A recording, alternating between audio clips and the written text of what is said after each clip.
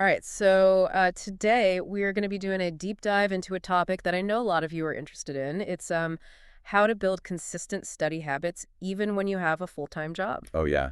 Definitely a challenge a lot of people face. It is, and we're looking at a Medium article by Jordan, who is a cloud engineer and actually was able to make this happen for himself. What I thought was really cool is how he used this video game analogy throughout. I think it's super relatable. Yeah, video games are definitely designed to keep us engaged.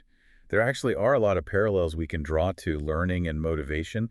Like, for instance, the article talks about how Jordan framed his big career goal of becoming a cloud engineer as his main quest. Right, and he broke down the skills that he needed to learn, like programming APIs databases Hmm. into smaller side quests. So it kind of reminds me of how I approach like learning a new language. I don't try to master everything at once. I focus on like one grammar point or a set of vocabulary words each day. It's a great strategy because breaking things down into smaller chunks makes the goal seem less intimidating. But it also gives us those little wins along the way to keep Hmm. us motivated.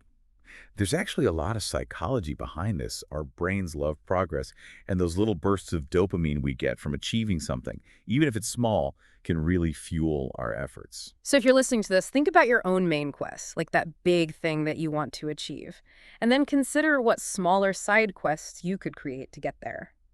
Now, what's interesting is Jordan doesn't just talk about the positive aspects of motivation like inspiration or excitement. He actually points to something a little less comfortable: frustration. Oh, this is where the video game analogy gets really interesting. It talks about how, like, failing in a game, you know that moment when you're so close to beating a level, but you mess up, it can be a powerful motivator. And he calls these moments triggers.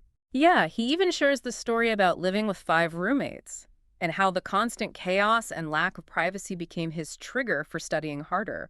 It made him even more determined to get a better job and afford his own place. It's fascinating about that is that it wasn't just about visualizing his dream life. It was about wanting to escape a situation that he found genuinely unpleasant. And that discomfort fueled his actions. I think a lot of people can relate to that. Sometimes a bit of discomfort can be a much stronger motivator than just like positive aspirations. Yeah, it's like that saying necessity is the mother of invention. Exactly. And I wonder for you listening, what are those little triggers in your life that might be pushing you, even subconsciously, to learn and grow? Yeah. Are there things you're tolerating that you could actually change through focused effort? Okay, now here's something I found kind of counterintuitive.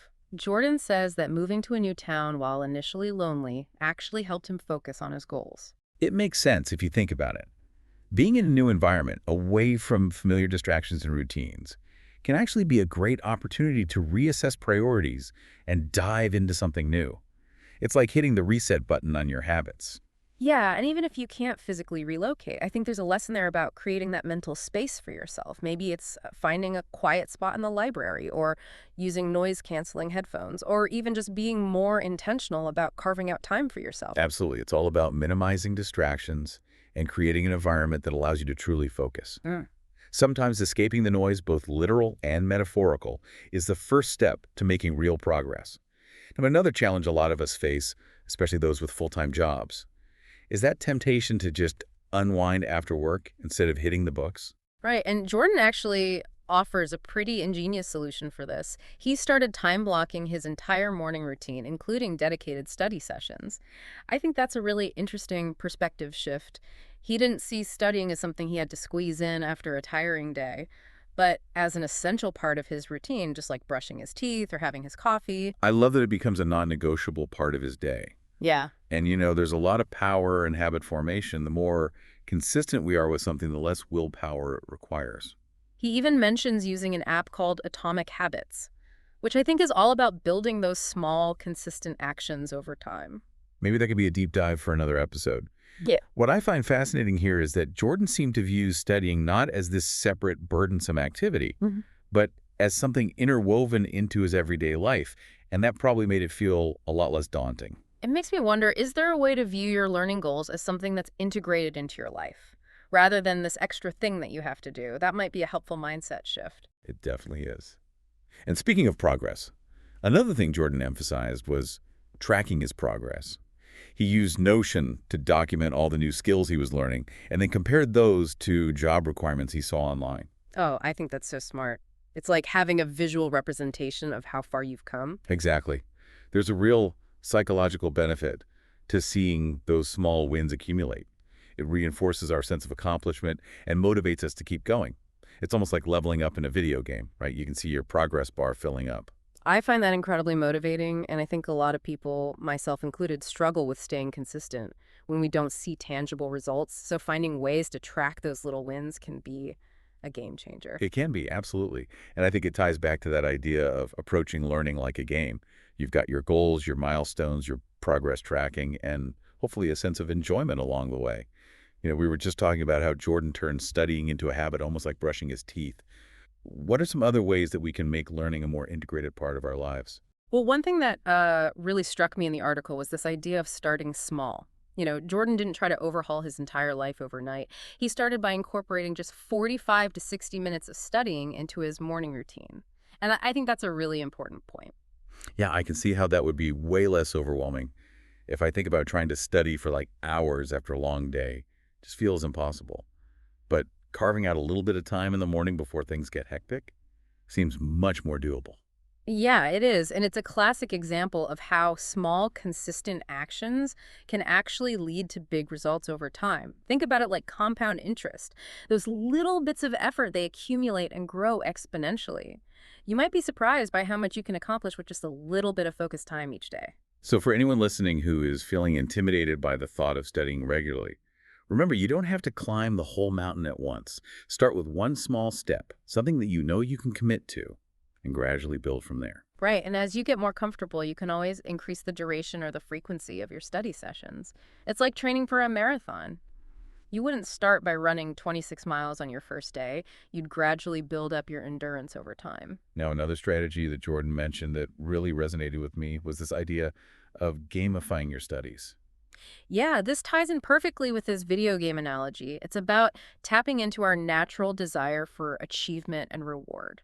He talked about using Notion to track his progress. But there are so many other ways to do this. You could use flashcard apps that have progress bars, or create a reward system for yourself. Maybe you get to watch an episode of your favorite show for every chapter you finish. Or enjoy a special treat for every week that you stick to your study schedule. Exactly, and by incorporating those elements of fun and challenge into our studies, we can make the process so much more enjoyable and engaging. It's almost like tricking our brains into wanting to learn. Which is pretty brilliant when you think about it. And it reminds me of another aspect of video games that can be applied to learning feedback. In a game, you're constantly getting feedback on your performance, if you're winning or losing, and that helps you adjust your strategy. But how do we create that feedback loop when it comes to studying? That's a great question. There are actually several ways to do this. One approach is to use quizzes or practice tests to gauge your understanding of the material. That's a good one. It not only helps you identify areas where you need more work, but it also gives you that sense of accomplishment when you see yourself improving. Exactly. Another technique is to regularly review your notes and make sure you're actually retaining the information. Sometimes we can go through the motions of studying without really absorbing the material. Oh, I've definitely been there. I look back at my notes and I'm like, did I even write this? It's like my hand was moving, but my brain wasn't engaged. That's why it's so important to be active and engaged when you're taking notes. Instead of just passively copying down information, try summarizing key points in your own words, creating diagrams or mind maps, or even coming up with your own questions about the material. So it's about turning note-taking from this rote activity into a more active learning process.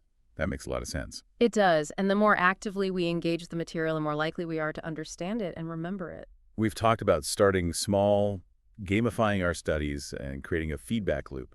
Are there any other strategies that come to mind? Well, all of those strategies are fantastic, but there's one more crucial element that I think is often overlooked, and that's mindset. Oh, mindset is everything. I can definitely see how approaching studying with dread or resentment would make it feel like a chore. Absolutely. But if we can shift our perspective and view it as an opportunity for growth and self-improvement, it becomes much more enjoyable and rewarding. So how do we cultivate that more positive study mindset? Well, I think Jordan's story offers some really valuable insights here. He didn't see studying as a burden, but rather as a stepping stone to achieving his dreams. He reframed it as a positive choice. He was making an investment in his future. I think that's such an important point. It's not just about finding more time to study. It's about changing our relationship with studying. Exactly, and one way to do that is to focus on the intrinsic rewards of learning. What do you mean by intrinsic rewards? Intrinsic rewards are those that come from the activity itself, rather than from external factors like grades or recognition. It's the feeling of satisfaction you get from understanding a complex concept, the joy of discovering something new, or the sense of accomplishment that comes from mastering a new skill. So instead of focusing on the have-tos of studying, like passing a test or getting a promotion, we can try to tap into the want-tos, the pure enjoyment of learning and expanding our knowledge. Precisely, and I think that's what Jordan's story is all about. It's about embracing the challenge of learning and finding joy in the process. That's a great takeaway. It's not about being perfect. It's about enjoying the journey and celebrating those small wins along the way. Exactly. And speaking of celebrating those wins. Oh, yeah. Before we get too far away from that topic of small wins, Hmm. I wanted to circle back to something Jordan mentioned about actually celebrating them. He found that, like, actually logging each new skill he learned in Notion was really motivating. Yeah, that makes sense. I think having that visual reminder of your progress can be super helpful, especially when you're feeling discouraged. Sometimes we forget how far we've come. It's true, and I think that's where a lot of us stumble. We get so fixated on the end goal that we lose sight of those little victories along the way. So, what are some ways we can celebrate those small wins, even if they seem kind of insignificant? Well, it doesn't have to be anything grand. It could be something as simple as like treating yourself to your favorite coffee, taking a break to go for a walk, or even just like spending a few minutes doing something you enjoy. The point is to acknowledge your progress and reward yourself for the effort you're putting in. I love that it's like giving yourself permission to feel good about what you've accomplished, which can be really powerful. Hey, I did the thing. I deserve a little pat on the back. Exactly. And those little moments of celebration can actually help build momentum and make us more likely to stick with our goals in the long run. It's almost like we're training our brains to associate learning with positive feelings, which makes the whole process a lot more enjoyable. You know, another thing that struck me about Jordan's story is that he didn't just focus on like the technical skills he needed for his dream job. He also seemed really intentional about developing his mindset. What do you mean by that? Well, he talked about how moving to a new town, while initially challenging, gave him the time and space to reflect on his goals and priorities. Being away from those familiar distractions allowed him to really focus on what he wanted to achieve. Yeah, I can see how that would be a catalyst for change. It's almost like stepping outside of your everyday life gives you a fresh perspective. And even if we can't all just pick up and move to a new city, I think there are smaller ways we can create that mental space for ourselves. Absolutely. It could be something as simple as taking a few minutes each day to meditate, or journal, or just sit quietly and reflect. The key is to find those activities that help you declutter your mind and reconnect with your goals and values. That's such a great point, and it reminds me of another mindset shift that Jordan talks about. Overcoming that temptation to unwind after work by like mindlessly scrolling through social media or binge watching Well, TV. it's so easy to fall into those patterns, and I'm definitely guilty of it myself. Yeah. But I think what Jordan is suggesting is that we kind of reframe our idea of unwinding. Instead of zoning out, he's suggesting that we use that time to invest in ourselves, to engage in activities that actually nourish our minds and make us feel more fulfilled. Exactly, and I think that's a really powerful concept. What if we started viewing learning as a form of self-care? Instead of feeling like we have to study pleasure, we could approach it from a place of wanting to learn and grow, to become the best versions of ourselves. That's a great reframe. And it makes me wonder, what are some small changes we can make in our daily routines to incorporate more of that intentional learning and growth?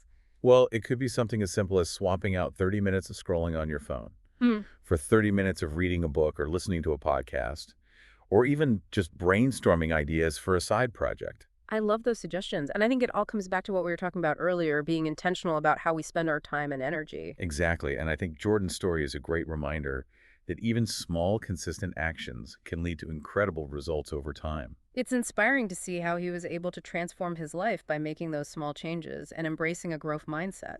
It is, and I think his story offers a lot of valuable insights for anyone who's looking to level up their learning habits. So, as we wrap up this deep dive, what is one key takeaway you would like to leave our listeners with?